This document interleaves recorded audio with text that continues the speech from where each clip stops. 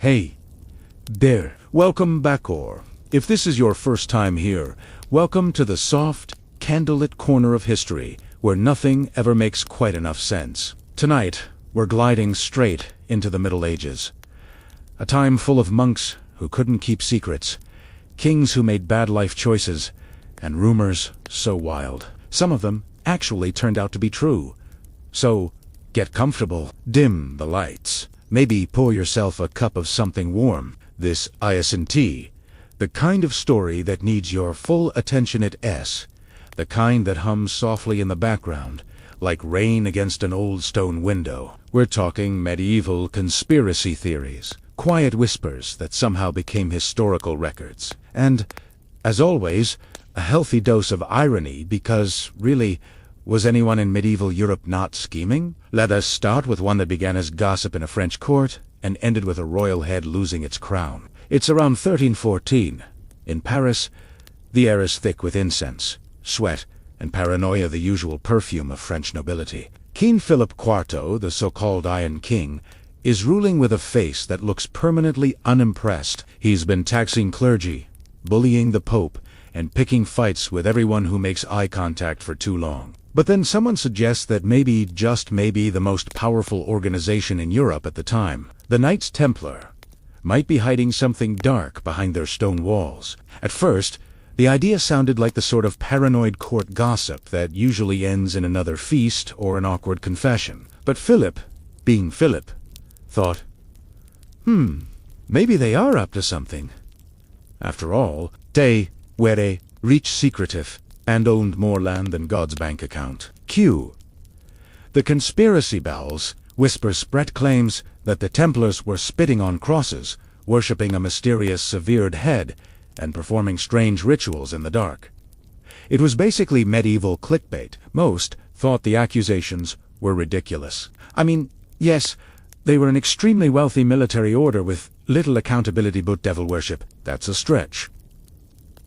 And then, arrests started happening. In October 1307, on a perfectly normal Friday, yes, that Friday, the 13th, the Templars across France were suddenly dragged out of bed, arrested in masse, and accused of heresy. Monks with bad teeth and bad attitudes started torturing confessions out of them, and suddenly everyone was saying, oh yeah, they totally kissed the devil's foot, and yes, there was a whole snake idol thing. It sounded cartoonish, and yet, here's the twist. Some of it wasn't entirely fabricated. See, historians later realized that the Templars actually did keep bizarre initiation rituals, not satanic. Exactly, but odd enough that, under pressure, their own members started describing stuff that made the Inquisition take notes in horror. They had their own handshakes, oaths, secrecy vows, and symbolic denials of the crossed-in as a test of loyalty during initiation, which wasn't a great look to a church that already thought incense was suspicious. So yes, the conspiracies at the Knights Templar were hiding weird rituals and secret financial power was kinda true. Maybe not in the summoning demons sense, but definitely in the you guys are running a shadow banking empire sense. How's that for medieval irony? Let's quietly float eastward now, across the Channel, toward England, a land of rain, wool, and relentless drama. The year is 1483. And a certain man named Richard is about to become infamous not for what he did, but for what he might have done. We're talking about Richard III. That pale, slightly skeletal king Shakespeare later turned into Britain's favorite villain. But long before his body was found under a parking lot, which, honestly, feels poetic. People were already whispering that he'd murdered his two young nephews, the princes in the Tower.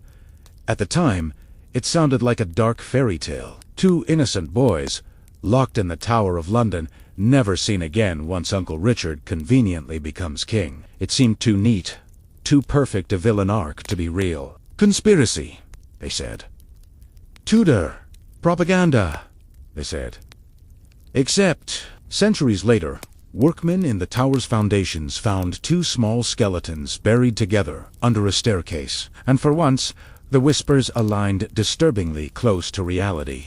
Whether Richard personally ordered it or not, the disappearance was real, the boys vanished, and the power transfer worked eerily well for him, which is kind of how most successful conspiracies go. They leave evidence scattered like breadcrumbs, but not enough to make anyone sleep easy about it. Richard didn't get to enjoy his crown for long.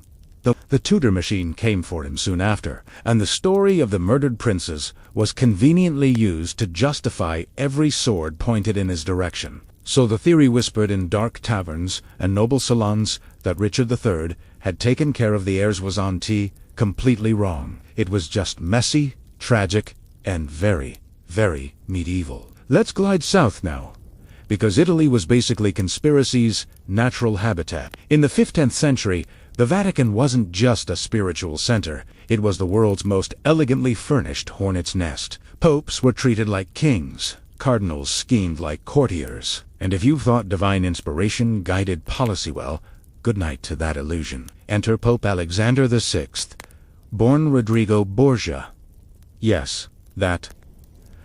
The family that could out-scheme Satan with silk gloves and a prayer book. The whisper theory was that the Borgia's father, son, and daughter used murder, bribery, and poison to control Italy. People said their dinner parties ended with one-to-many mysterious illnesses. They said the family's favorite wine tasted suspiciously like arsenic, and that Alexander's children Caesar and Lucretia were running errands that involved disposing of inconvenient people. For a long time, historians dismissed it. Surely, no pope could be that corrupt. And then centuries of documents slowly surfaced, showing, well, maybe he was. Letters revealed that Cesare had indeed handled political enemies, that bribes flowed through the papal court like holy water, and that the Borgias' grip on power relied on some deeply unholy tactics. The poison stories, still debated, but it turns out the family really did own a hidden chest of herbal concoctions for political hygiene, which is medieval code for people removal. So that conspiracy there one everyone whispered about, but couldn't prevent it up being at least half true, maybe even three-quarters true if you count Lucretia's suspiciously accident-prone suitors. And speaking of whispered illegitimacies, let's wander over to the court of Spain, where Queen Isabelita, same one who bankrolled Columbus, was haunted by a conspiracy that was far more personal. When her daughter Juana was declared mad, it was widely accepted that she'd lost her mind from jealousy and grief. But people noticed a strange pattern. Every time Juana became inconvenient to someone's political ambitions, she was suddenly too unstable to rule. The theory took hold that Juana la Loca wasn't mad at all, she was just trapped by those who wanted her crown. Centuries later, letters and administrative records revealed, uncomfortably, that the theory might have been right. Juana's behavior, though emotional and erratic at times, didn't match the raging madness described by her husband Philip and her father Ferdinand. They had both claimed she was incapable of governing, and both profited immensely from her confinement. She spent nearly 50 years locked in isolation, surrounded by priests in silence, because two ambitious men couldn't share power.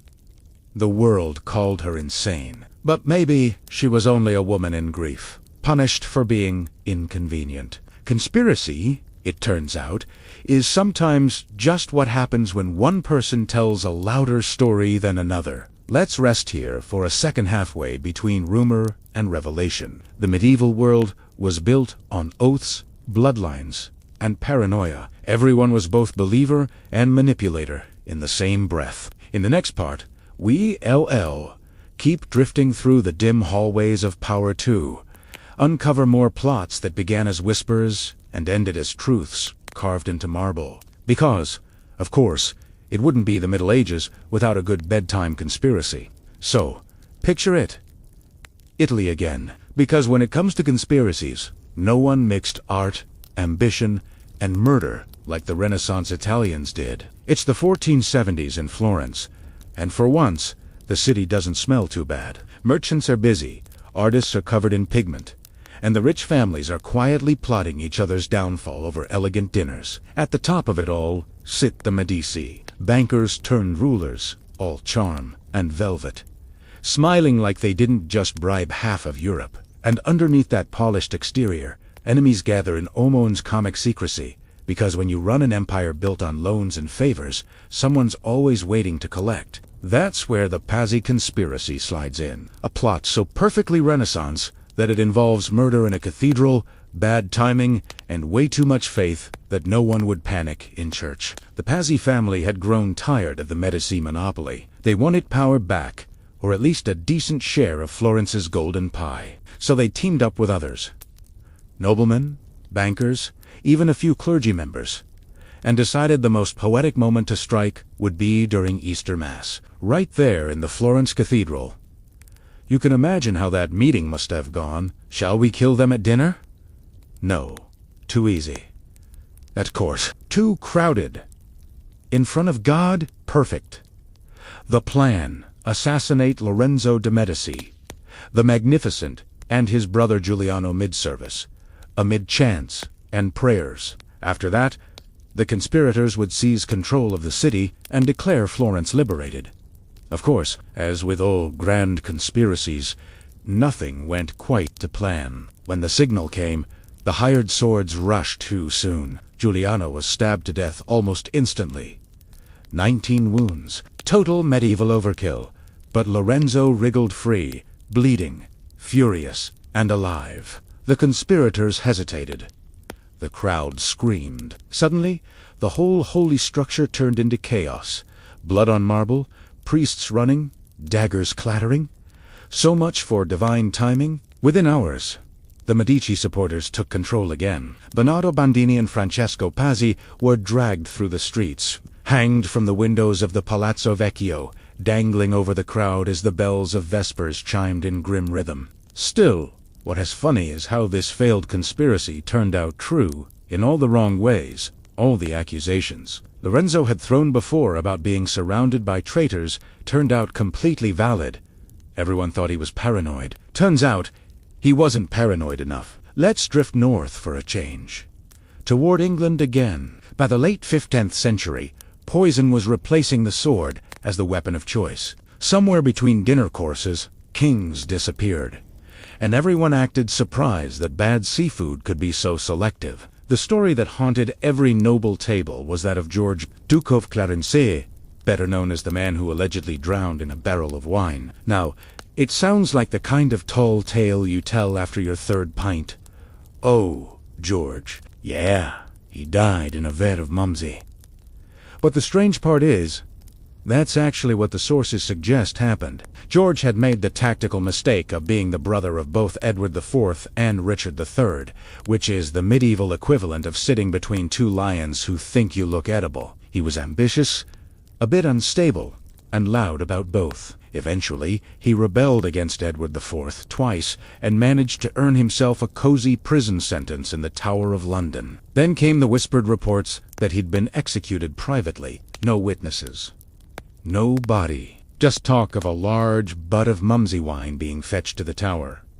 Was it literal? Was it poetic shorthand for poison? Or, more likely, did someone decide that drowning a drunken noble in booze would be clean and convenient? No one knows for sure. But the chroniclers of the time, including people who hated Edward IV Escotts, agreed on one thing. Clarence died, and wine was somehow involved. So yes, a conspiracy that royal justice was more creative than official records suggested ended up partially true. A man did die mysteriously in confinement, and the throne conveniently stopped worrying about his claim. Medieval Britain had a way of turning rumors into government policy. Now, if we cross back toward France, there's another story that almost reads like satire. It concerns Charles VI, famously nicknamed Charles the Mad, who managed to prove that conspiracy theories can sometimes blend fact and fever dream in the same breath. Charles believed his courtiers were plotting against him. He also believed he was made of glass. Literally. He wore reinforced clothes, so he wouldn't shatter if someone bumped into him. That might sound absurd now, but considering his court was swimming in poisons, rival claims, and backroom whispers, you can see how the delusion fit the mood. For years, courtiers pretended everything was fine while slowly pushing their agendas behind his back. The Queen Isabeau of Bavaria began signing treaties that Charles didn't approve, conveniently while he was too ill to argue. His advisors siphoned power wherever possible. A kingdom run by a distracted king is a kingdom for hire. The cruel twist came when it all unraveled, and people realized some of the delusions Charles had muttered between fits were frighteningly accurate. There really were cliques working against him, treaties signed without his consent, and nobility who saw his illness as their ticket to power. So yes, he may have thought he was glass, but he wasn't wrong about being surrounded by knives. Now, let's melt south again, toward one of the strangest tales of royal paranoia that ever turned out to be justified. The conspiracy to depose King Wenceslas IV of Bohemia. Wenceslas, poor man, was lazy, fond of wine, and absolutely allergic to paperwork. He was the kind of king who would rather hunt than govern, and rely on astrologers to set policy. Naturally, it didn't go well. Nobles started meeting for dinner, which in medieval speak meant to plan a coup. One night, the king's closest advisors found themselves quietly arrested, and the whispers began that the Bohemian lords were plotting to overthrow him. Like all kings, Wenceslas laughed it off. Conspiracy! Ridiculous! A few weeks later, he was dragged from his chambers, imprisoned, and declared mentally unfit to rule. So, conspiracy? Confirmed. When he later got released through a mix of political pressure and bribery, he began to see enemies everywhere. And for once, nobody could really argue he was wrong. He'd been literally taken hostage by his own nobility. From then on, every time rumors hit court, Wenceslas just sighed, drank deeply, and said, "Probably true." Which, frankly, might be the most relatable reaction any monarch ever had. The medieval world rarely allowed a rumor to die quietly. A whisper might start in a tavern, flutter through a chapel, and by the time it reached the castle hall, it had claws. And sometimes, those claws left real marks. So far, we've seen holy assassinations, poison barrels, and glass kings. But maybe it has time to drift into the other half of the Middle Ages, the part where secrets wore robes, not crowns. The monasteries, libraries, and inquisitors' chambers hid more conspiracies than any royal court could ever manage. Let's slide into that quiet world next. The secret orders, papal plots, and heresies that turned out not to be quite so heretical after all. So, let us step out of the royal chambers now the air in there is heavy with perfume and gilt and walk quietly toward the cloisters. The medieval church wasn't just a house of God, it was the biggest political machine in Europe, and sometimes a surprisingly skilled PR department for its own scandals. Some conspiracies in those echoing halls were obvious: corruption, hidden pacts, secret societies under divine cover. Others were subtler, buried so deep in parchment and incense that even the monks who stumbled on them thought they'd de-imagined it. Let's start with the church's favorite pastime: suppressing knowledge. The usual story goes like this. The medieval church was the shining guardian of wisdom, keeping manuscripts safe through the chaos of war. But, quietly, a few thousand years' worth of rumors have whispered that maybe, just maybe, not all knowledge survived those monasteries intact. In the 13th century, a strange conspiracy began to circle around the universities of Paris and Bologna. Scholars were whispering that the church had banned the works of an old Greek philosopher named Aristotle because they corrupted young minds, which, of course, just made everyone more interested in reading them. The official word was that these pagan texts contradicted faith-dangerous knowledge, too rational, too human. But behind the theological scolding, something else was happening. Certain bishops were indeed quietly ordering copies of controversial manuscripts seized, annotated, or simply destroyed. For years, historians dismissed this story as exaggeration, monkish gossip, but in dusty archives centuries later, marginal notes surfaced: clerical orders, signed and sealed, instructing abbeys to suppress books of natural philosophy. In other words, it was true. The church really was filtering what knowledge the world was allowed to keep. So yes, that conspiracy that the church burned the books, it wasn't total fiction, maybe not bonfires in the streets, but silent erasures in candlelight, the clean kind of censorship that leaves no ashes behind. Next, let us drift into one of the more theatrical parts of this story. The mysterious Cadaver Synod, Rome, 897. The Pope sits on a throne. Across from him, another Pope also sits, except this one's dead. It sounds like medieval satire, but it really happened. Pope Formosus had died months earlier, a man who was powerful in life and apparently still threatening in death. His successor, Pope Stephen VI, decided to put the corpse on trial.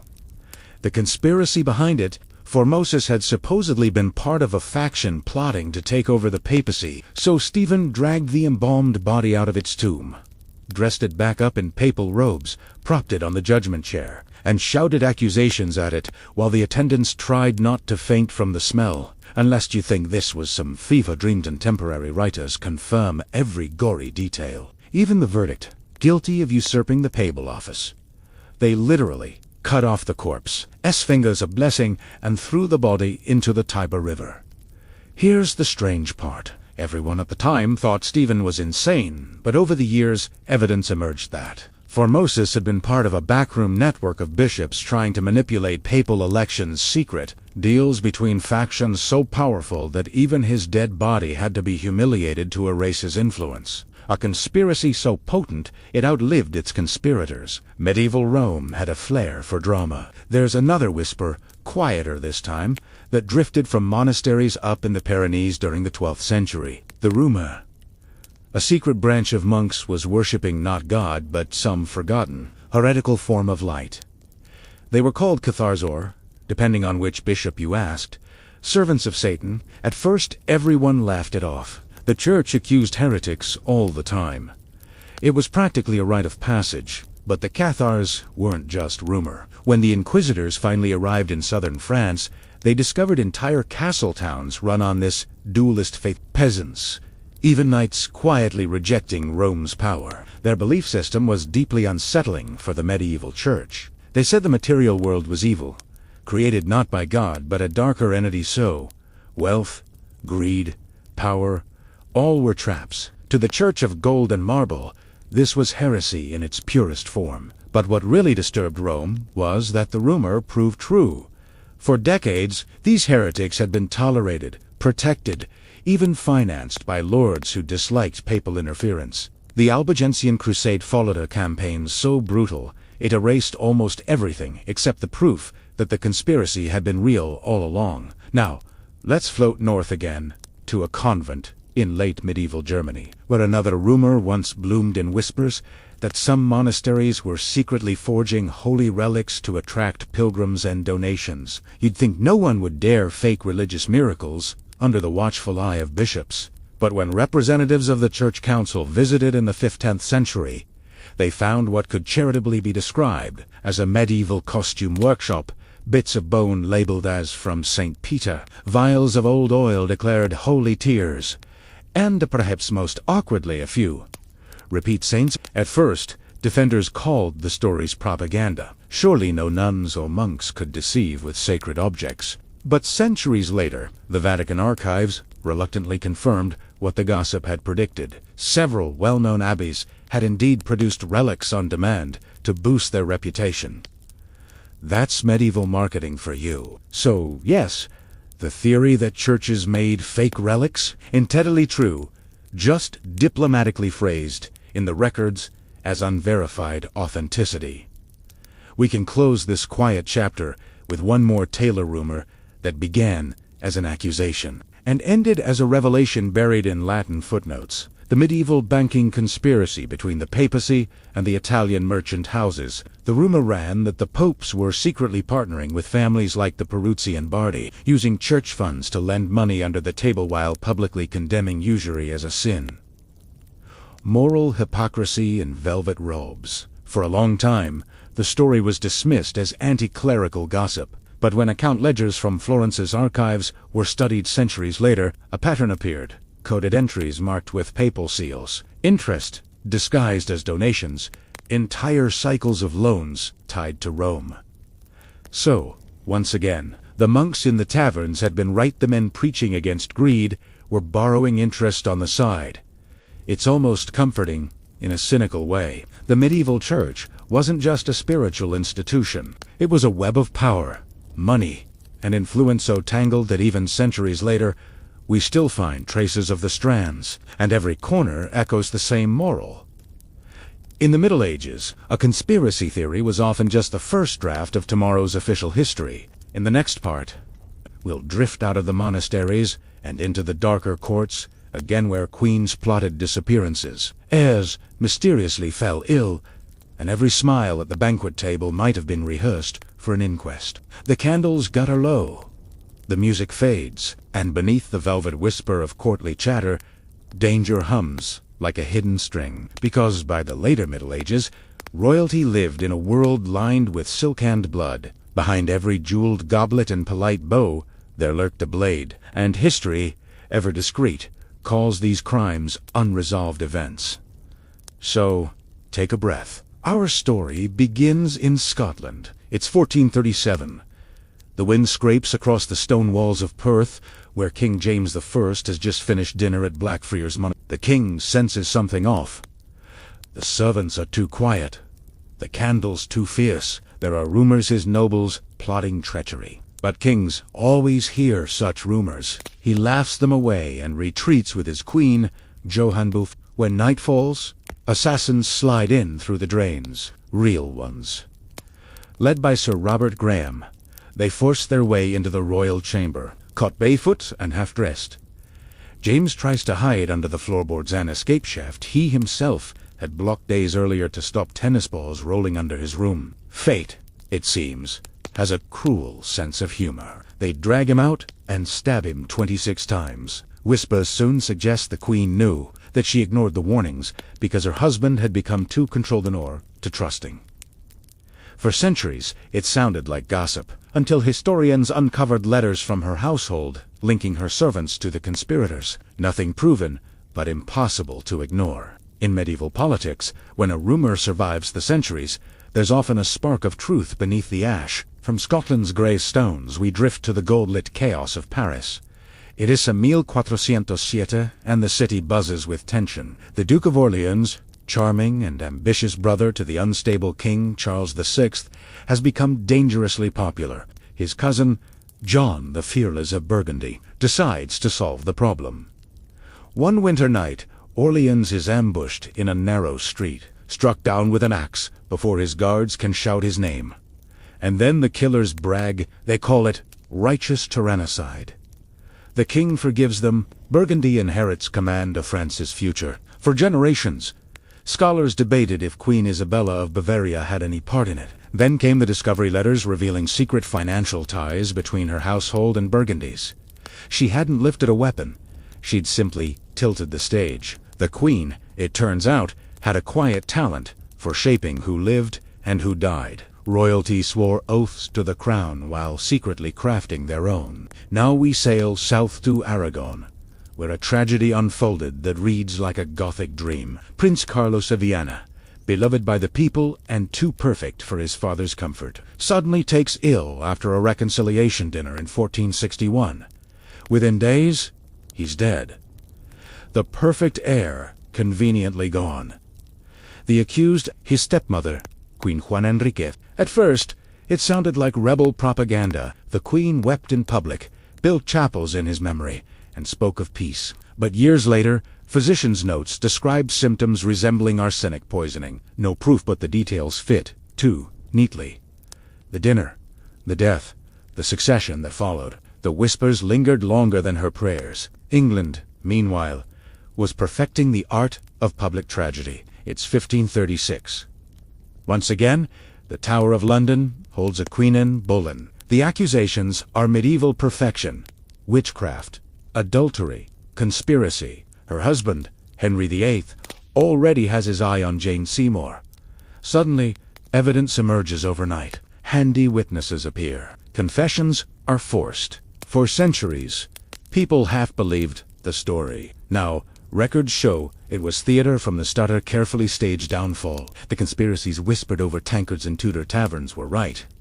Anne's trial was never about justice. It was administration. And then there's Charles d'Orleans, a gentler kind of conspirator, poet, prisoner, and accidental avenger. Captured at Agincourt, he spent 25 quiet years in English captivity, filling pages with verses about ghosts and grief. But when he finally returned to France, those who'd betrayed his family began to die quickly, politely, and often without explanation. Later, letters between his staff hinted at compensations and balancing old accounts. If revenge is best served cold, Charles d'Orleans was a gourmet.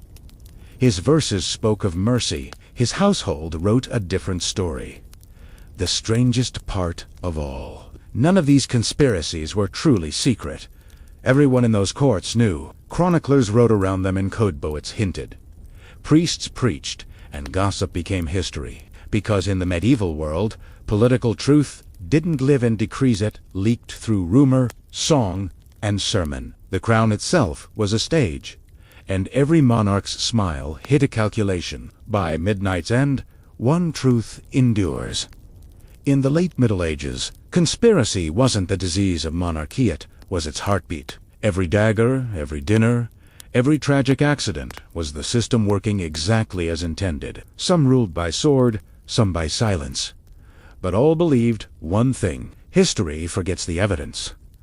It only remembers the survivors. And as we drift toward the dawn of the Renaissance, where explorers, alchemists, and mapmakers begin rewriting the known world, remember, not every mystery is buried in a dungeon. Some are hidden in ink, behind the polite curves of a royal signature. The Middle Ages are fading now. The Black Death's memory lingers.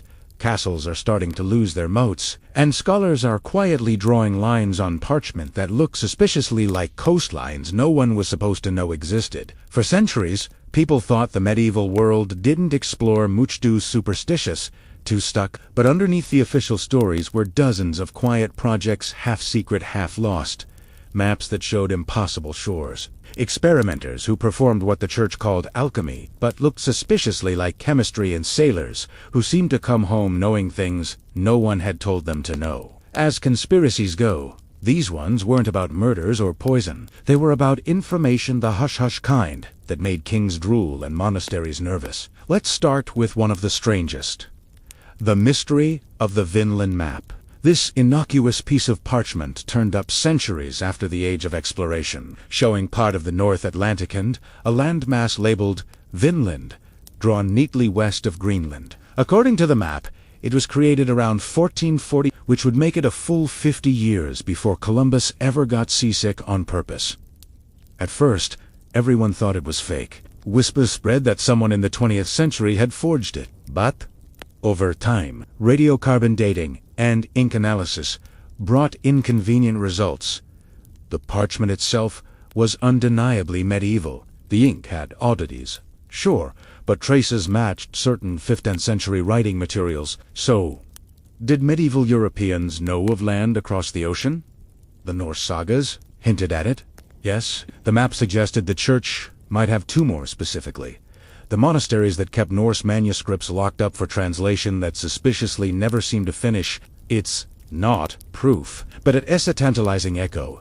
The conspiracy that the Vatican or certain scholars suppressed early knowledge of North America might not be pure fantasy. They may have quietly filed it away as theology, then forgotten it was geography. Sometimes history doesn't hide things, it just forgets that it hid them. Now let's step away from the shore and into the dim stone rooms of alchemists, those chronic experimenters who mixed inkwell science with divine patience. The official line was that they were heretics or eccentrics chasing immortality. But the quieter reality, some of them were actually early chemists and metallurgists, funded quietly by monarchs who wanted the secrets without the scandal. One of the quieter conspiracies of the 14th century was the Order of the Cross and the Rose, a loose association of scholars, supposedly working under papal secrecy to discover new alloys for coin minting. Everyone thought this was myth, until hints appeared in 15th century account books for researching metallurgy for divine service. It turns out the church and certain kings were deeply involved in funding proto-scientific experiments, just desperately pretending they weren't because it looked too much like sorcery. So that old rumor that alchemy was secretly state-funded science, half true. The kings wanted gold. The popes wanted credibility. The alchemists wanted funding, and everyone agreed to call it spiritual work. The laboratory, it seems, was just theology with better ventilation. And then we reach one of the most persistent medieval conspiracies.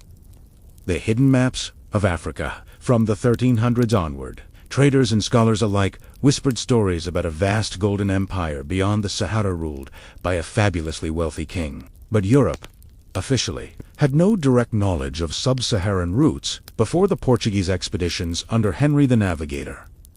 Unofficially, that depended on whom you asked. Muslim cartographers in Spain and North Africa had already mapped great stretches of the desert long before Portugal lifted a sail. The Catalan Atlas of 1375 even shows a crowned African king holding a golden nugget Mansa Musa, Emperor Malik. Yet the church and royal cartographers seemed curiously uninterested. Why? The theory was that this knowledge was deliberately downplayed to maintain the myth that European monarchs were expanding into the unknown. It kept exploration exciting, politically beneficial, and, conveniently, profitable. Centuries later, when correspondence between Iberian scholars was re-examined, it showed that they did have earlier material, but their patrons had ordered it filed to protect trade monopolies. So, yes, in the end, that conspiracy of withheld maps and deliberate ignorance wasn't paranoia. It was policy. Next comes one that still makes historians wince. The mystery of the Chinese contacts. During the 14th century, when Marco Polo's stories still sounded like fever dreams, isolated rumors circulated through merchant networks of strange Asian letters arriving in Genoa and Venice letters that supposedly described large ships exploring beyond Japan. People laughed. The letters from the East were dismissed as fantasy, but in the early 21st century, scholars revisiting archives in Venice found Chinese paper fragments and transcription notes embedded within Latin correspondence dated 1420, decades before Columbus even borrowed a compass. That doesn't mean Zhang He's fleets reached Europe, but it suggests somewhere, somehow, news about those massive Chinese treasure ships did. Someone had translated a few lines from returning Arab merchants. Someone had seen enough to realize there was power on the other side of the world. And then, someone decided to keep it quiet, because it didn't suit Europe's self-image to know anyone else had gotten there first. So yes, the rumor that knowledge of foreign empires was quietly shelved to keep Europe's narrative tidy, almost certainly not far off. And of course, there's the favorite conspiracy of all. The lost inventions. Every few decades, someone whispers that medieval scientists built machines centuries ahead of their time-flying contraptions, perpetual motion toys, steam engines that somehow never made it into mainstream use. Normally, that sounds absurd, until you meet Roger Bacon, the 13th century friar who wrote calmly about ships that could move without rowers and carts that ran without beasts. Everyone assumed it was a Allegoria, poetic description of divine power. But when modern researchers reviewed his manuscripts, they realized he was likely describing mechanical propulsion conceptually close to early turbine designs. No one built them, of course. His ideas were classified as mystical rather than technological, and in that, the conspiracy repeats. The church and many universities deliberately tagged any scientific advancement that Scripture under forbidden studies, ensuring centuries of delay. Bacon himself ended up under surveillance for the rest of his life. So, did the Middle Ages kill their own Renaissance before it began? Possibly, and quietly. All of this gives the period an oddly modern flavor. Disinformation, censorship, intellectual property disputes, it's all there, just wearing chainmail. The real conspiracy, when you zoom out, isn't secret orders or mad scientists. It's the centuries-long coordination of curiosity and control. Who gets to ask questions, and who gets to decide when they become answers. From popes to explorers to craftsmen monks, they all played their part in pretending not to know what they actually did. By now, we've walked through coups and cathedrals, poisons and papal archives, maps and murders. The medieval world might have seemed a tangle of shadows, but, in truth, it just didn't bother to separate rumor from record. What survives today is the echo. The soft murmur that, behind every chronicle, someone was always editing. Hey guys, tonight we're leaving the echoing castles of Europe and drifting east, far east to somewhere warmer, louder, and much better at lying about what time it is. Welcome to Kaifeng. In the 11th century, When most of Europe still smelled faintly of wet hay and anxiety, Kaifeng was glowing. 6 square miles of walls, 10 gates, 12 markets, 700 tea, and depending on the night, roughly 1,000 ways to accidentally spend every coin you owned. It was the capital of the Northern Song Dynasty, a place so prosperous and self-aware it regularly described itself as the world's market. Within those walls existed a smaller, shining city known as the Pleasure Quarters, the Entertainment District, or, for anyone without a map, just that place where all your money disappears. Historians like to call it the floating world. Ordinary citizens just called it there. Kaifeng's nights were long. Somewhere between the clatter of dice, the rustle of silk sleeves, and the faint twang of a pipa string, the city forgot that it had a bedtime. Let's ease into it slowly, like following a lantern's reflection down a canal. Picture narrow bridges, humid air, and the faint sweetness of fermented rice. The pleasure zone stretched along the eastern quarter, dense with tea houses and storytelling halls. The main street, nicknamed Rainbow Lane, was lined with pavilions offering music, acrobatics, puppet shows, and other activities that somehow never made it onto Confucian syllabi. During the day, it was calm. Merchants unloaded lacquer and silk. Money changers squabbled. But after sunset, paper lanterns bloomed like fireflies, and the wooden shutters turned into stages. You could hear trained courtesans reciting new verses, blind singers performing old ones, and the rhythmic call of noodle sellers reminding everyone that food existed just in case anyone briefly forgot. What made Kaifeng unique wasn't that it had entertainment.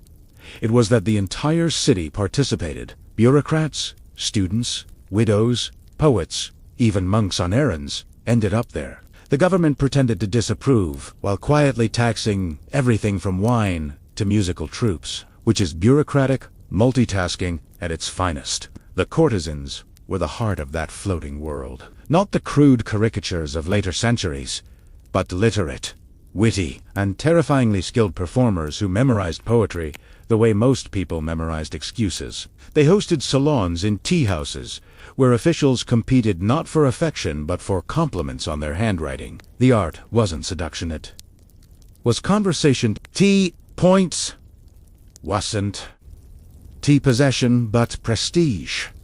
To be known by a famous courtesan meant you had arrived.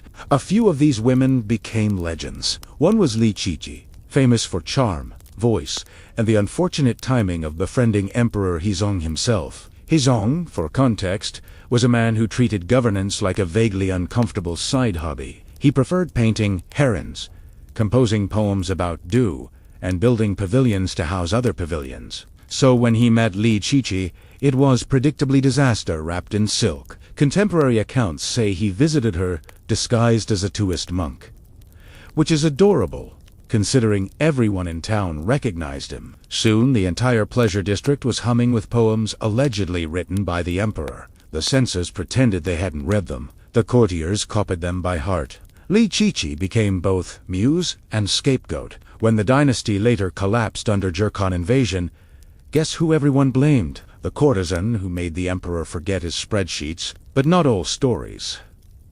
There were tragic, some were just quietly absurd. Take the sing-song houses, early versions of karaoke lounges.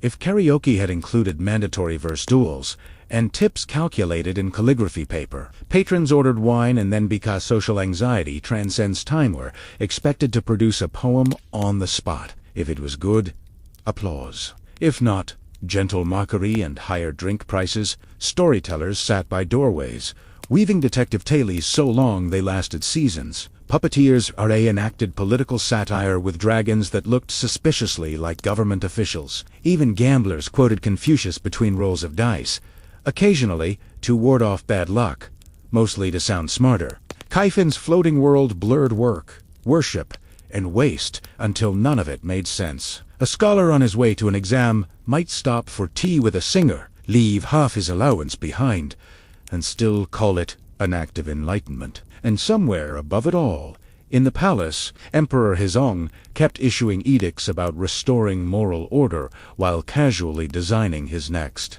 garden shaped like a lotus, the symbol of purity.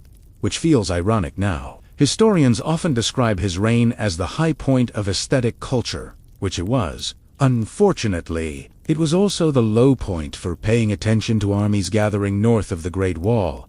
While generals fretted, artists Kaifeng, glowing like a permanent lantern festival, seemed eternal. But the richer it became, the thinner its reality grew. There's an old saying from that time, in Kaifeng, coins fall like rain, and debts grow like bamboo. Everyone borrowed, invested, and spent because everyone else did too. The pleasure quarters ran on optimism, the firm belief that tomorrow's poetry contest would somehow solve yesterday's hangover. It didn't. But nobody wanted to admit that, so they kept lighting lanterns, composing verses, pretending the night would never end. And maybe that's what made it beautiful, the city's quiet denial of daylight. Let's pause here. Among the reeds and echoes, in the next part, the story will drift deeper into the people behind those flickering lights, though courtesans, poets, chefs, and inspectors who turned Kaifeng's entertainment district into a delicate economy of pleasure and pretense. Because, of course, where there's wine and wit, there's politics close behind. Let's exhale. The floating world rarely noticed warning signs until they squeezed through the door with the dawn. For decades, the pleasure quarter ran on the assumption that nothing truly bad could happen as long as the lanterns shone. The musicians played just off-key enough to sound new, and the notorious exam season crowds kept buying dumb poems at dawn. But just past the laughter, things started shifting. Not with drama, nothing in Kaifeng's world ever collapsed loudly, but with the slow, weary sigh of routines getting heavier. By the 1120s, stories about the North were just rumors. Refugees began trickling in scholars with bad shoes, minor aristocrats with worse manners, all muttering about border towns lost to the Jirkan. Kaifeng, usually so cosmopolitan, wore its anxiety like Nusil. Beautiful, impractical, and uncomfortable in the heat. The pleasure quarter responded the way it always had. More parties, louder music, extra bowls of noodles for those who claimed to have crossed rivers at midnight. The entertainers were, if anything, busier. Uncertainty is good for business when your product is forgetting. Let's linger with a few of the legendary courtesans as the gentle spiral began. Lichichi still performed her verse duels, but her laughter was equal parts melody and melancholy. Chroniclers quipped that she composed better poems during sieges. Her salons filled up not only with hopeful admirers but with desperate, displaced scholars who couldn't afford even lukewarm wine and brought gifts of gossip or scraps of political news instead. When Emperor Hizong visited, all was in disguise. As though anyone else had both the audacity and the calligraphy skill, he grew more distracted. He wrote poems about pear flowers falling on frost and night rain at city's edge. His metaphors a little too dark for a man in charge of a superpower. Hizong built ever grander gardens, ordered rarer plants, hosted longer poetry recitals because why not double down on refuge in beauty? Meanwhile, his ministers sent him lists of urgent military needs. He replied with detailed plans for a new fish pond. As defeat crept closer, some courtesans slipped away, accepting exile with loyal clients, or quietly marrying the lesbroke of their regulars. A famous ballad records the willow maiden's brushing sleeves, vanishing past the market bridge, which is classical Chinese poetry for everyone's bailing out. Still, the floating world refused to simply evaporate. Those who stayed performed for dwindling crowds, soldiers taking sad leave, city inspectors suddenly honest about taxes, and even a few disguised spies drinking more sullenly than usual. The kitchens shrank their menus, the wine got thinner, and the laughter brittle. Street performers, adapted one puppeteer replaced all his old dragon props with battered boats and broken lanterns, turning nostalgia into his new act. Audiences wept quietly, then bought another ticket. When the siege finally came, it felt both shocking and completely foretold. In 1126, Kaifeng was in the pleasure quarters, always adept at denial, kept their lights burning deep into the first winter of the siege. Musicians played for almost no one, hoping the sound might distract them from hunger. Lichichi, the legendary hostess, is said to have taken refuge in a Buddhist temple, surviving by singing for passing soldiers and trading verse for rice. She disappears from history's view, not with a scandal, but with a footnote. A minor chronicle entry asks simply, "Did Li Qishi survive the storm?" No answer given. Sometimes, the best stories don't get an ending. Of course, Emperor Hizong's end was theatrical in the most sleep-deprived sense. Fleeing south, he was eventually captured by the enemy and died an excellent painter, a failed ruler, and perhaps the only emperor ever blamed for both too much poetry and too little practicality. His former subjects joked softly, between battered bowls of rice, that he had tried to paint his way out of disaster and ran out of ink. Kaifeng's floating world didn't so much end as quietly slip out one back door after another. Post-war generations kept up the tradition elsewhere.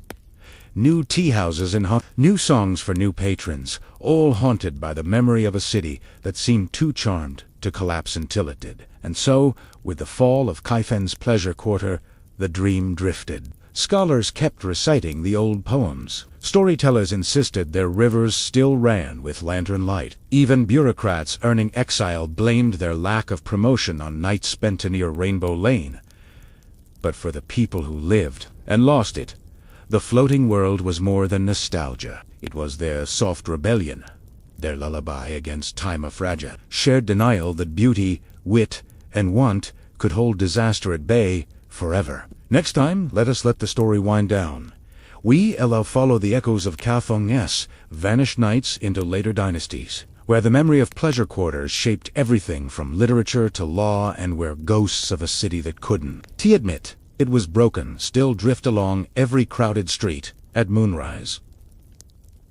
PM. Let's drift in through one of those narrow wooden doors on Rainbow Lane.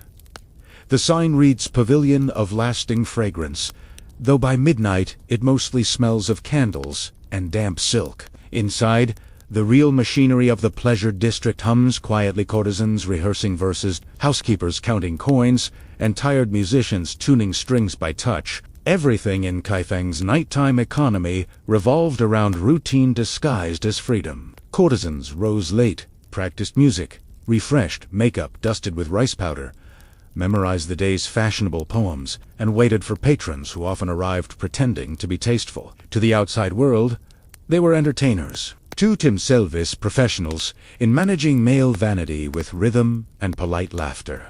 The hierarchy was precise. At the bottom were the tea-serving girls, beautiful but replaceable. Above them, the song girls, hired for musical skill rather than conversation. And at the shimmering top, the Qinglu courtesans, the celebrities of Kaifeng with incomes higher than local officials. They hosted salons rather than parties, and their clientele included scholars, poets, and government inspectors, all pretending they had come only for literary inspiration. One of the most famous hostesses was Zhu Dao, the second, no relation to the Tang poetess, but she encouraged the confusion. She kept a notebook of every patron's favorite wine and every poem they had written badly. It became legendary. Scholars begged to see it. Officials feared it. Years later, when the Jerkins invaded, it disappeared, probably sold page by page to collectors who didn't realize they were buying gossip disguised as calligraphy. Her rival, Little Zhuahong, performed from a balcony strung with mirrors so she could watch herself bow perfectly from every angle. The crowd adored her confidence. Moralists found her terrifying. Behind these glowing lives worked the invisible class that kept the illusion afloat.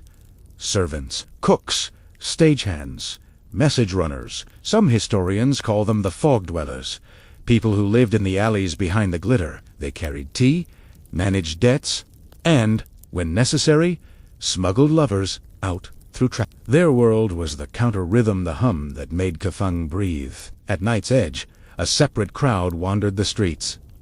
Street performers, fortune-tellers, women selling perfumes in tiny gourds, shaped like peach. Children slept under food stalls while cats chased rice stumps. There was no real line dividing spectacle from survival. Of course, all this delight needed regulation, and because no empire can resist bureaucracy, the Song government created actual offices to supervise entertainment. The Department of Pleasure, officially the Bureau of Urban Entertainments, issued licenses, collected taxes, and set occasional curfews nobody followed. Inspectors patrolled the canal walkways, carrying lanterns and clipboards. The usual routine was simple: accept a cup of wine, compliment the performances, and quietly record how much revenue to skim for next quarter. It was corruption, light ceremonial, predictable, almost cozy. One official confessed in his diary that he had to attend the courtesan houses twice weekly to verify tax compliance.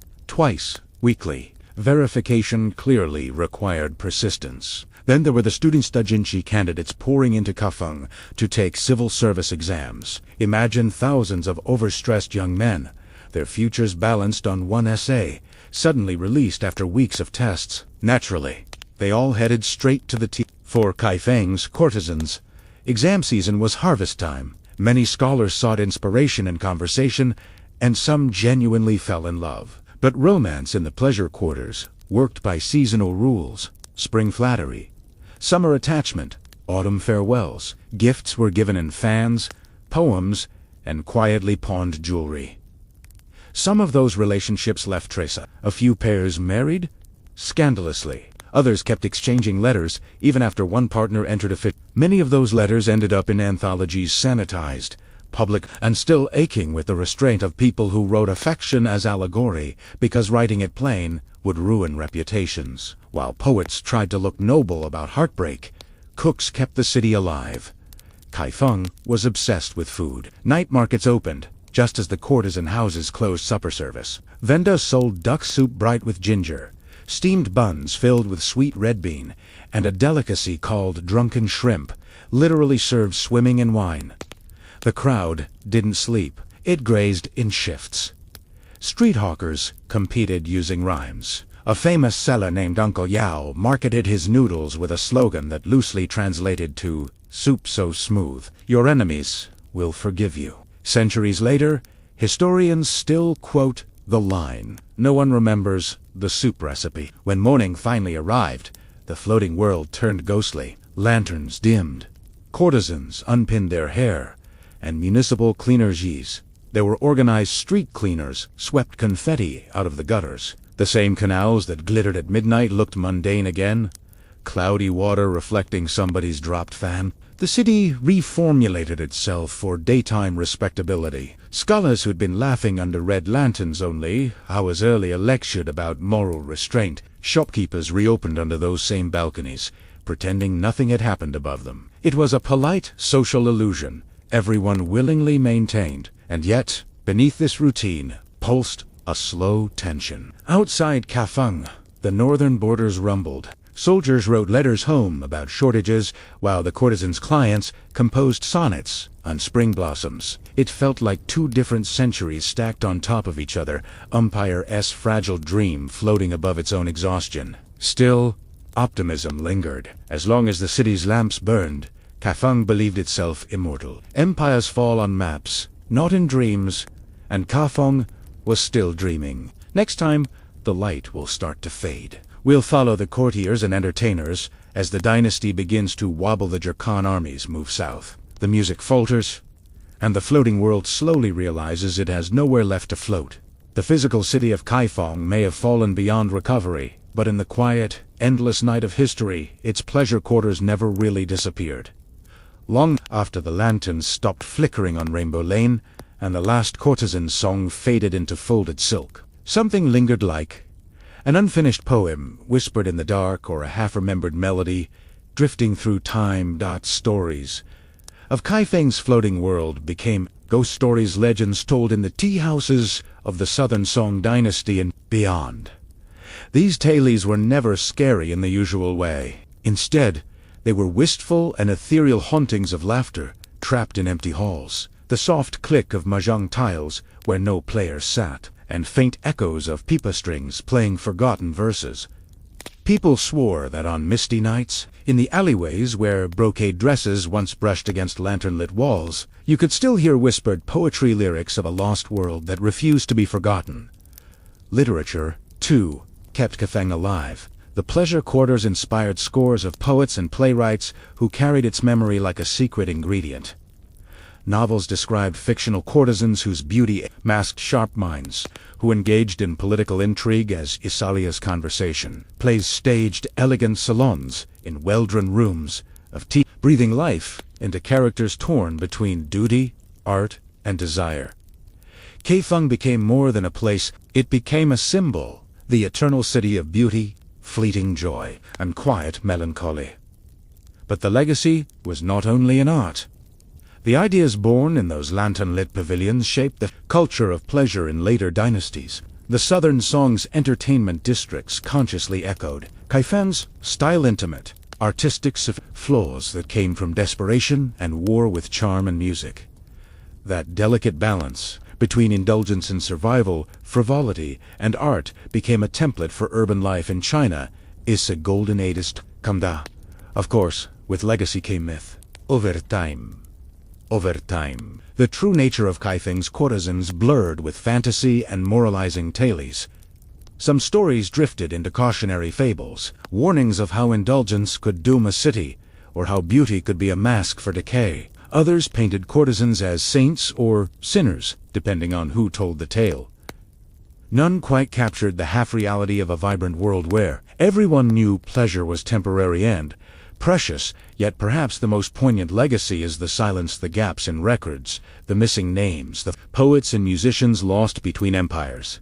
Kaifeng's pleasure quarters were never meant to last forever. They were moments of bright light in a world full of shadow, fragile and fleeting.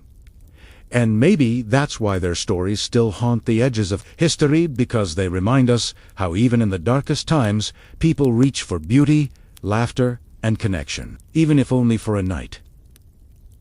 And as you close your eyes tonight, maybe imagine a city where the lamps never quite go out, a place of whispered poems and shadowed laughter. That is, Kaifeng forever, floating in the soft glow of memory. The fall of Kaifeng was not the end, but a transformation of forced migration of pleasures, poetry, and patroons southward, where once the northern capital floated on canals. The Southern Song dynasty found its heartbeat pulsing in Hangzhou, a city as rich and restless as any before it. The new pleasure districts that blossomed there carried the ghosts of Kaifeng like incense smoke, Visavelen style, taste, and whispered memories. Hangzhou's pleasure quarters lucky to inherit the culture and clientele, fleeing the northward first, cautious.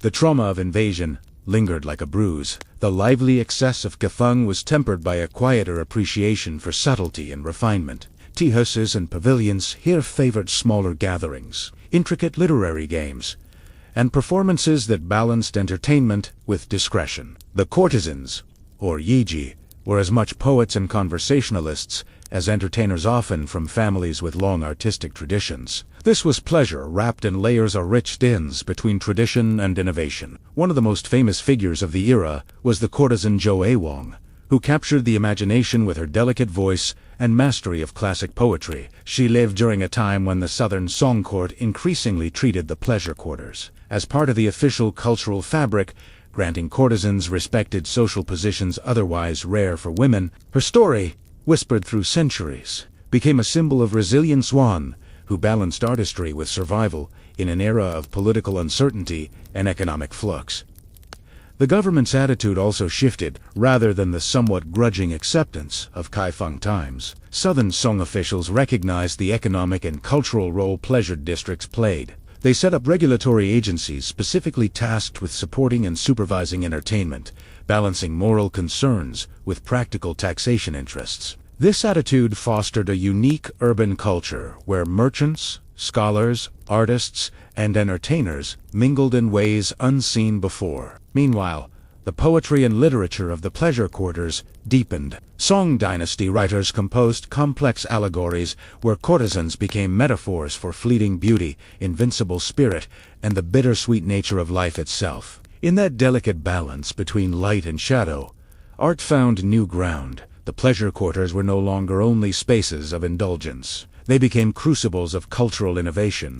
Yet, not everything was serene. The underlying tensions of displacement, social control, and economic pressure threaded through the streets and salons. Courtesans whispered about lost fortunes and absent patrons. Families worried about debts and reputation. Officials debated restrictions and freedoms in long scrolls that dust collectors still argue over today. Every joyful song had an undercurrent of impermanence and cautious hope. By the end of the Southern Song era, the entertainment districts were well established as centers of urban life and culture. They had transformed from precarious pockets of indulgence into celebrated institutions whose influence would ripple through subsequent dynasties and beyond. In this way, the floating world was reborn notch lamp and lyric refracting the distant light of Kaifeng, casting lone shadows into the future.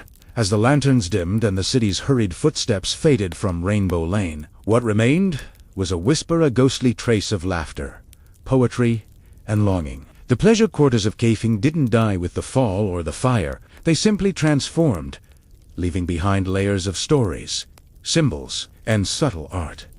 Across later dynasties Ming, Qing, and beyond the ideal of the Fei Hua, the fleeting flower persisted. Courtesans like Li Shishi and Zhou Weiwang became mythic prototypes of grace, wit, and tragic beauty, sometimes revered as cultural icons, sometimes feared as symbols of excess. Poetry and painting drew richly from their stories. Artists painted courtesans in gardens, not as objects, but as embodiments of ephemeral beauty, delicate, layered, and painfully aware of mortality. Their images haunted Chinese opera, literature, and even modern pop culture, always reminding us that beauty and time are intertwined, fleeting, and precious. In folk tales and romantic narratives, the floating world became more than a place of pleasure, an allegory for life itself. Temporary, full of longing, and beautiful in the moment. Many poets, from Bai Zhuye to Su Shi, reflected on the transient nature of youth and enjoyment, echoing the silent old streets that once housed the vibrant entertainments. The concept of yuguan, literally floating light, persisted in Chinese aesthetics. It appeared in paintings, embroidered silks, and ink scrolls, delicate symbols of a world that shimmered but could not last. Those images, inscribed with the quiet remorse of impermanence, still whisper in serene temples and modern art galleries. But perhaps the most lasting legacy is the idea that the pleasure quarters were more than fleeting. They fostered a culture of subtlety, artistry, and complex social codes, an early form of urban sophistication that influenced Chinese theater, music, and even political ideals about civility and beauty. From the celebrated courtesans' poetic salons to the scholars' garden gatherings, the spirit of those times seeped into the fabric of Chinese cultural identity, a hidden wellspring of soft power and quiet rebellion. And of course, the stories of Kaifeng's floating world also remind us of the cost of beauty. How, like lanterns on the water, these moments flicker and fade, leaving behind only shadows and memories. Yet, their influence persists, a reminder that even amidst chaos and decay, art and grace can endure beyond empire, beyond destruction, beyond time. So, when you see a delicate brushstroke, or hear a gentle melody, remember somewhere, in history's quiet corners, the floating world still whispers. Hey guys! Tonight we begin with the timeless sound of dusty sandals and bad decisions. So, settle in, dim the lights, maybe grab a drink, something ancient, if you must. Because tonight, we'll be following the man who thought the known world was merely a warm-up act for himself, Alexander the Great. Or, as his army might have called him, quietly under their breath, Alexander the Exhorting. This is U&A's story about his battles or his speeches, or that awkward drunken spear incident with No! Tonight, we're doing something a little different. We're talking about logistics. The beautiful, boring backbone of empire. The carts, pack animals, food, water, coin, maps, or lack thereof. Because while the stories love to say Alexander conquered the world what they leave out is the part where thousands of men were just really tired of marching through sand, carrying 30 kilos of gear, wondering if this next river would kill them, or the heat stroke would. Let's drift back to around 334 BCE. Alexander's standing at the Hellespont, that narrow ribbon of water that separates Europe from Asia. He's got, give or take, 40,000 men and 5,000 horses. Not all of them are thrilled about this little excursion. Most have probably heard something about Persia being big, like really big. But Alexander, being Alexander, doesn't let geographical reality get in the way. He steps off into Asia with that trademark confidence that says, yeah, I've totally thought about how we'll feed people in the desert. Spoiler, he hadn't. The thing about military logistics back then was that everything moved at about the speed of a donkey, which is to say, not fast. Armies could only go as far, and as long as their stomachs and legs allowed. But Alexander, fresh from success in Greece and eager to outdo every hero in Homer, didn't really see limits. He saw inconveniences. The first major inconvenience was food. Armies in the ancient world were in tea provisioned by trucks or supply chain surprise. They mostly depended on foraging or forced donations from local populations. The Greeks had a term for it, epitasis, which basically means we're taking your grain and you're going to smile about it.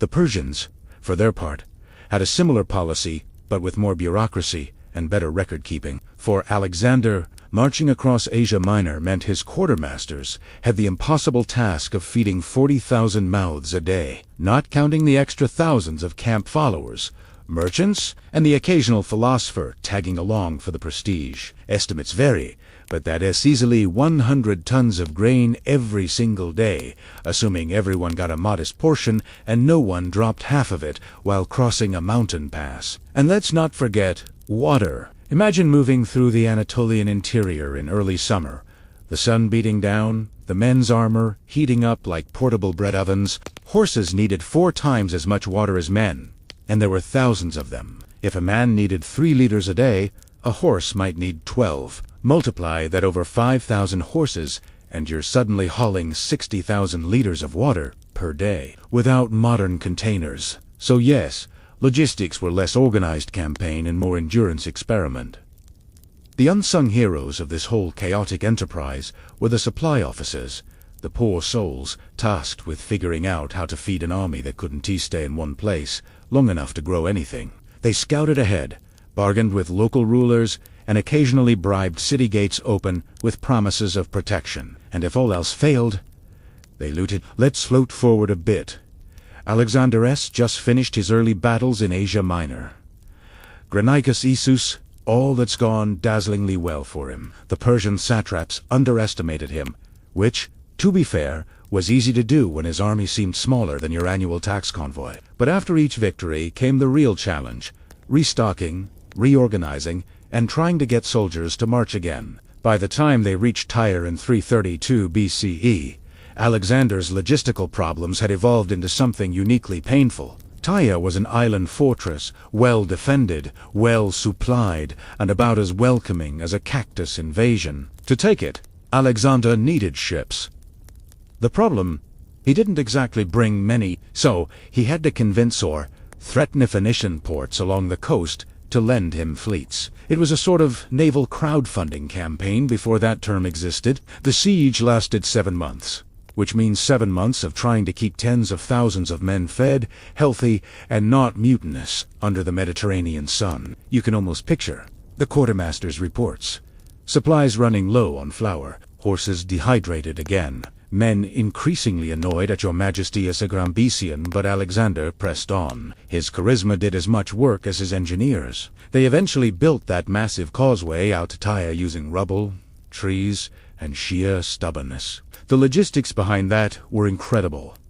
Constant transport of rock and timber, endless manpower shifts, and logistics officers counting supplies down to the last iron nail. When Tyre finally fell, Alexander rewarded his army lavishly, because even he knew that an unpaid, hungry army is one mutiny away from ruin. Wealth from captured Persian treasuries became his new logistical secret weapon. Gold was lighter than grain, but could buy a lot of grain. From that point on, wherever he went, he sent envoys ahead with silver and arrogance, ordering cities to prepare for his arrival, as though he were a force of nature, which, to the ancient world, he kinda was. Of course, every time the campaign stretched deeper into Asia, logistics stretched thinner. The longer the supply lines, the harder it became to protect them. He needed new roads, depots, quarters for his ever-expanding entourage, and translators. lots of translators. Armies eat not only food, but time. And time was starting to run out the further he wandered east. So, tonight, as we drift deeper into the sandy mirage that was Alexander's campaign trail, just keep in mind, every triumph came with a hidden army of administrators, water-bearers, mule drivers, carpenters, bakers, and too many donkeys. None of them made it into the legends, but without them, Alexander wouldn't have made it past the first mountain pass. Let's drift ahead a little further. The mighty Persian Empire is crumbling, and Alexander's found himself marching east into territory no sane Greek had ever wanted to see.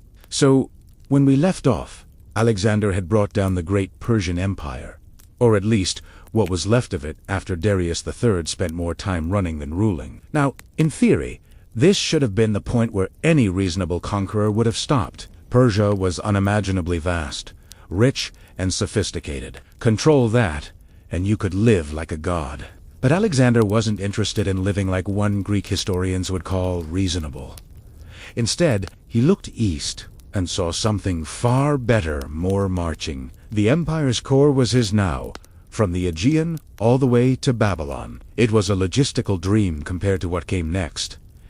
An endless, tangled sprawl of deserts, mountains, and locals who didn't particularly enjoy being liberated. For his quartermasters, every new horizon was another argument for early retirement. Once Alexander entered the eastern provinces Bactria, modern-day Afghanistan and Uzbekistan, the campaign shifted from empire building to exhaustion management. Every river crossing became a crisis, every village a potential mutiny point. Here, the terrain broke all known maps and all previously unbroken men. Let's talk food again, because in ancient warfare, that's what everything came back to. Unlike fertile Mesopotamia or Asia Minor, Central Asia offered not much.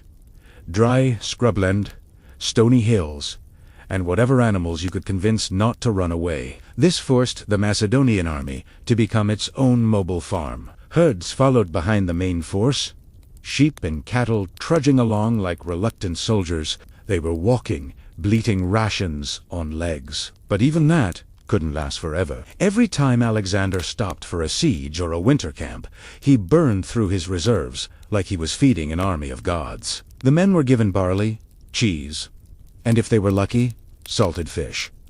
The horses had it worse. Many died of thirst or exhaustion, especially as the army entered the Hindu Kush high, freezing and thinly populated.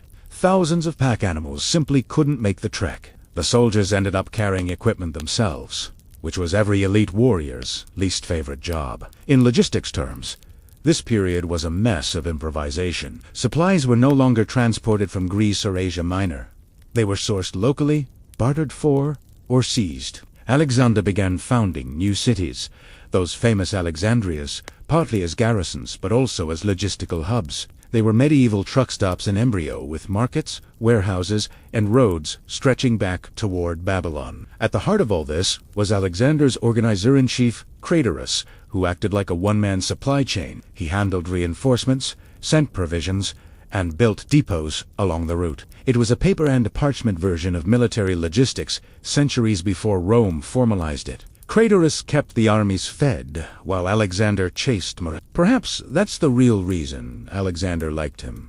Not for his loyalty, but because someone had to keep track of the flour. Now, let's drift to one of the least comfortable chapters. The Bactrian campaign. The Macedonian soldiers found themselves fighting not neat, orderly Persian armies, but elusive mountain tribes who could disappear into crags the moment you sneezed. For a general who loved decisive battles, this was maddening. His forces were stretched thin across valleys. Supply convoys were ambushed, water was scarce. Morale escarcer. Even Alexander began to show cracks. His temper flared, his drinking increased, and paranoia started seeping into the campfire gossip like smoke. Imagine you're a Macedonian soldier here. You've marched thousands of kilometers, fought in lands you can't pronounce, and instead of glory, you're refreezing in goat country, wondering when the next ration cart will show up, or if it even can. And when it doesn't, you eat whatever's lying around, sometimes literally. Still, somehow, the army didn't collapse. It's tempting to think it was sheer willpower. But realistically, it came down to strict discipline and a healthy fear of Alexander. He wasn't particularly forgiving with Even so, the men began to dream of returning home. Instead, Alexander rewarded their perseverance by marrying local customs into his administration. He started wearing Persian dress, adopting Persian ceremony, and expected his officers to do the same. His men called it barbarizing. He called it strategy. But even strategy can't feed hungry soldiers. The longer they stayed in Central Asia, the more grain they needed. Local populations were tapped out, harvests destroyed by warfare, and supply routes from the west spanned thousands of kilometers. In this era, that meant supplies moved slower than gossip in a monastery. By 327 BCE, as Alexander prepared to march into India, the army was restless, the polite term ancient historians use when men are about to riot. Logistics officers were frantically assembling wagons and pack animals. Rumors spread of vast wealth, fertile plains, and elephants large enough to crush any logistical problem. Reality was, of course, less generous. Crossing the Hindu Kush into India was not a military maneuver. It was a rolling disaster wrapped in optimism. The army marched through ice-bound passes and arid valleys where a single mistake could doom an entire column. Men froze, slipped, or simply vanished in the fog. Food ran out again. When they finally reached the edge of the Indus Valley, they were half-starved, and fully convinced the world was trying to kill them. And then, of course, Alexander decided to keep going. In logistical terms, this was the point where the campaign should have ended. Even the most loyal engineers probably sighed when he suggested pushing farther east. But that's how you end up with legends, and, more importantly, more exhausted donkeys. So, we'll float here for a moment. The army huddled in makeshift tents under Indian skies. Alexander studying local customs as if the entire ordeal were part of some divine curriculum. And somewhere in the background, a tired supply officer is counting the last sacks of flour, wondering how many more the great plans he can survive. Next time, we'll follow the army down the Indus into punishing rain, rebellious soldiers, and the slow unraveling of the whole logistical miracle that held Alexander's empire together.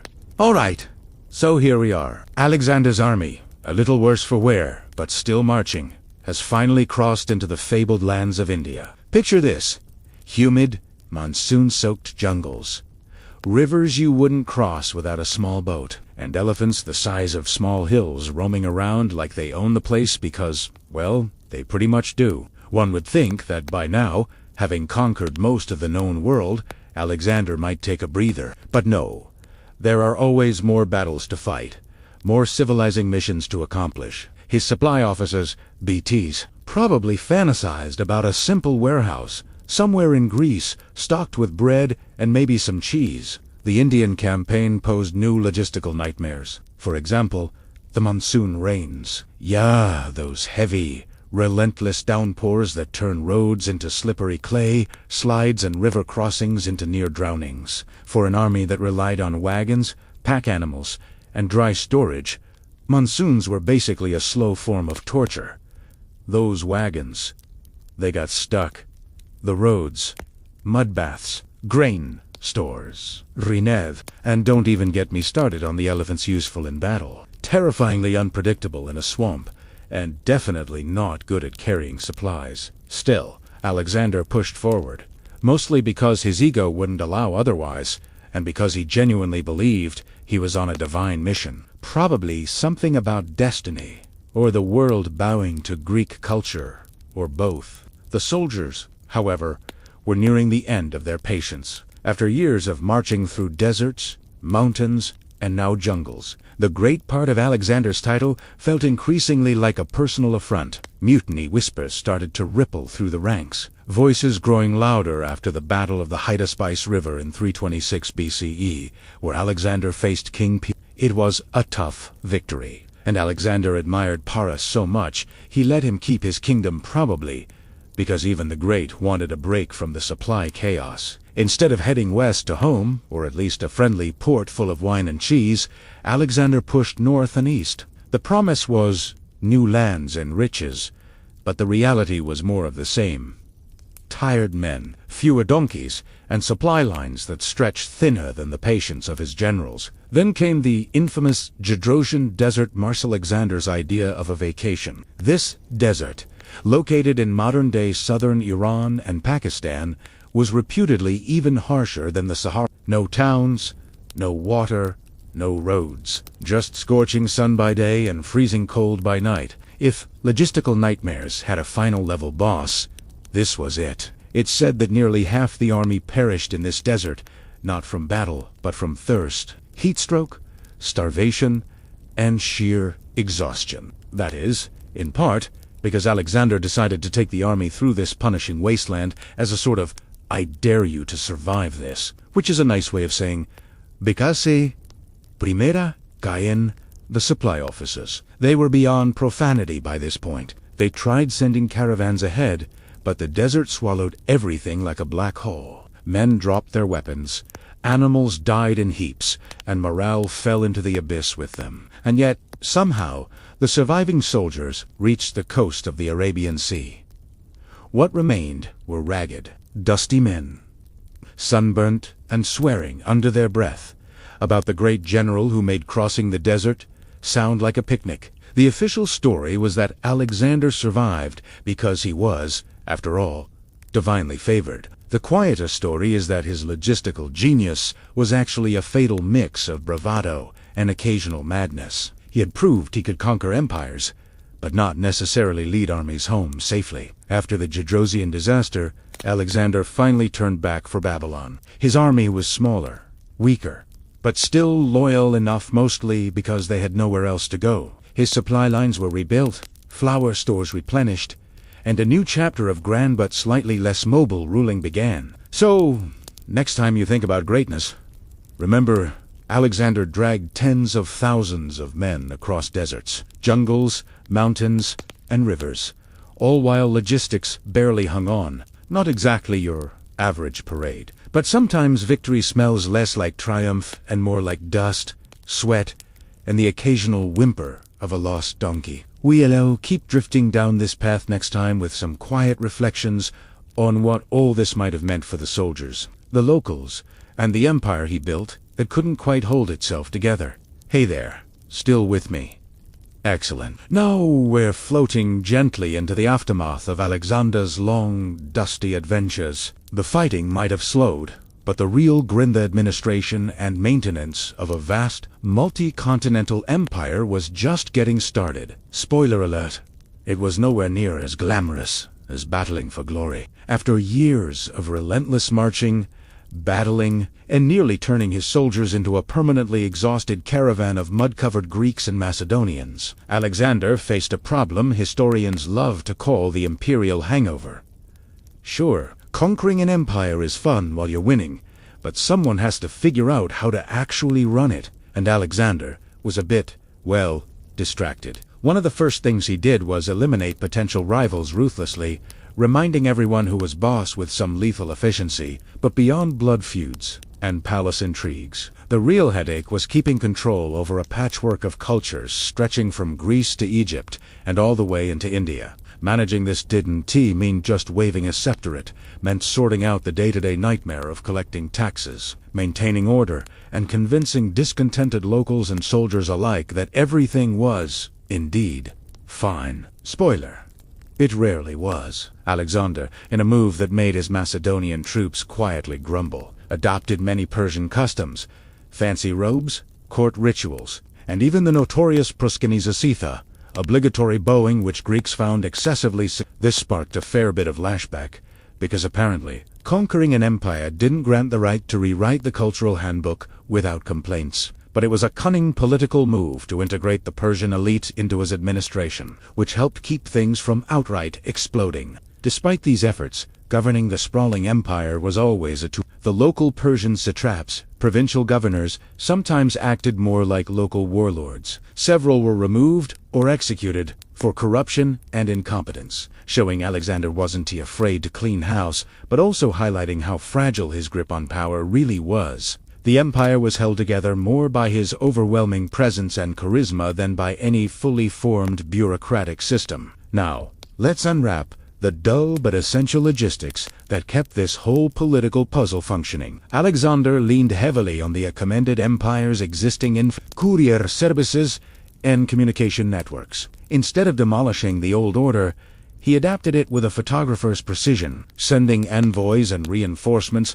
along royal roads that connected his distant territories. This allowed for some semblance of quick communication, although quick back then still meant days or weeks instead of instant messages. Of course, Alexander didn't completely shy away from founding new cities, over 70% of them, often named after himself. These Alexandrias weren't just vanity projects, but logistical linchpin, forts, and administrative centers all rolled into one to spread Greek culture and secure supply lines across the empire. But here's the thing, no matter how many cities you create, or how many Persian nobles you co-opt, running an empire requires more than good intentions and a killer hairstyle. The sheer size meant rebellious moments, mutinies, and local uprisings were just facts of life. Soldiers, having endured years of hunger, thirst, and brutal marshes, often grew restless, demanding either discharge or gold. Alexander tried to balance this with gifts and promises, but also ruthless crackdowns. The empire's economic system was shaky at best. Extracting taxes from conquered peoples was complicated by distance and language, and any disruption in supply meant famine or revolt. Remember those logistical nightmares we talked about during the campaigns? They didn't vanish.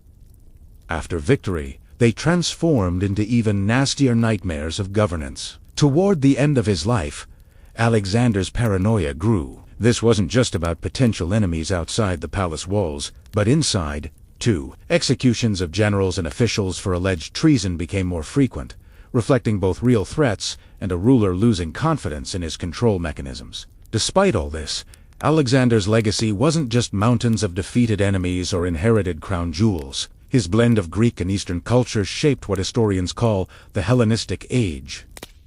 Greek language and ideas spread like an ancient Wi-Fi signal across cities, theaters, libraries.